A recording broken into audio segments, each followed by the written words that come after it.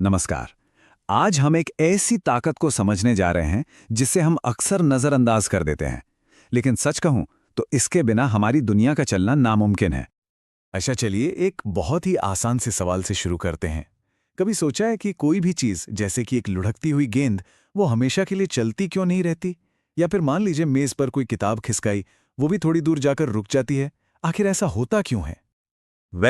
इसकी वजह है एक अनदेखी शक्ति, एक ऐसी ताकत जो लगातार हर पल इसके खिलाफ काम कर रही है।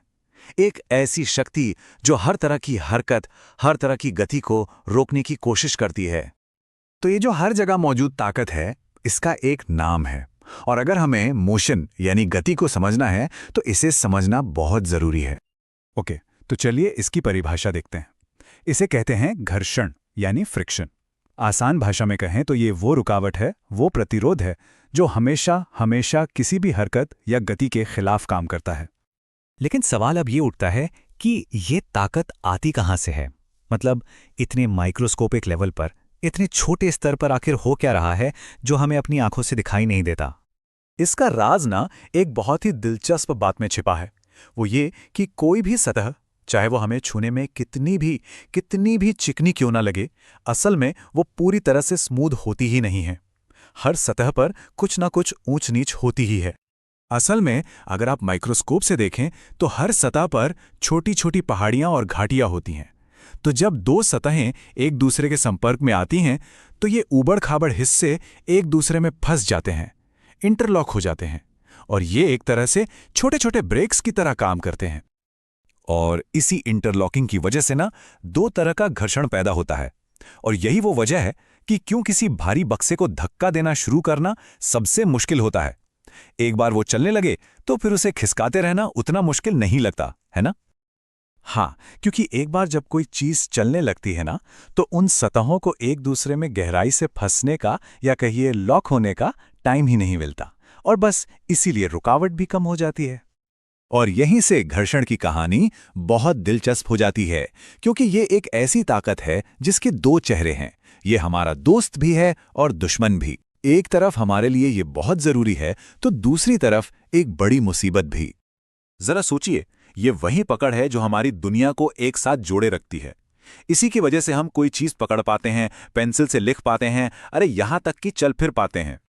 हमारी गाड़ियों के टायर में जो ग्रिप होती है, उससे लेकर एक माचिस की तीली जलाने जैसी छोटी सी चीज तक, हर काम के लिए हम इसी घर्षण पर ही तो निर्भर हैं। लेकिन यही ताकत हमारे लिए मुसीबत भी है। यही हमारे जूतों के सोल को घिस देती है, मशीन के पुर्जों को गर्म करके खराब कर देती है, और हमारी बहुत बहुत सारी एनर्जी भी बर्बाद करती है। तो जाहिर है इंसानों ने अपनी जरूरत के हिसाब से इस ताकत को कंट्रोल करना सीख लिया है। मतलब जब जरूरत हो तो इसे बढ़ाना, और जब जरूरत ना हो तो इसे घटाना।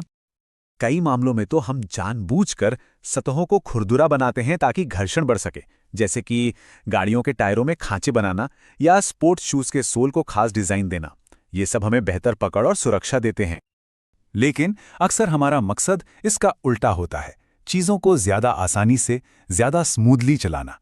और खासकर मशीनों और ट्रांसपोर्ट की दुनिया में सबसे बड़ी चुनौती हमेशा से घर्षण को कम करना ही रही है।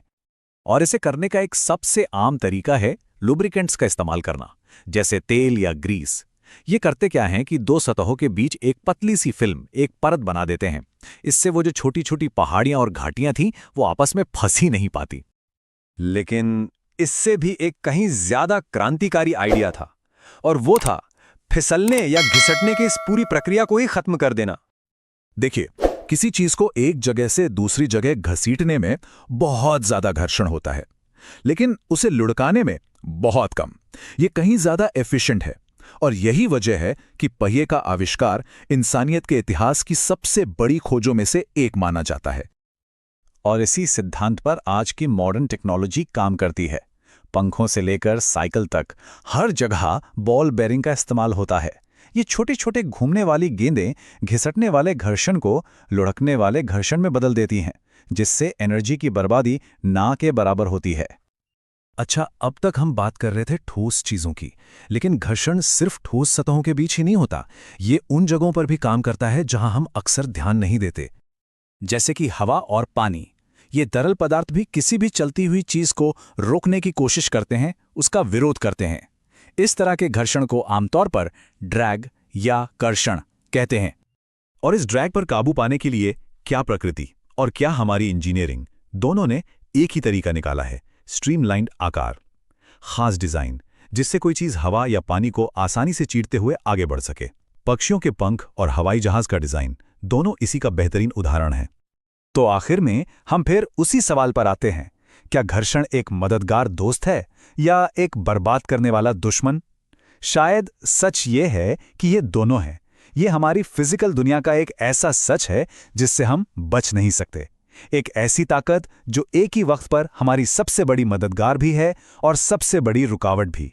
आपको इस वीडियो से जो सीख मिली होगी तो इस चैनल को सब्सक्राइब करें, लाइक करें, ज़्यादा से ज़्यादा शेयर करें। धन्यवाद।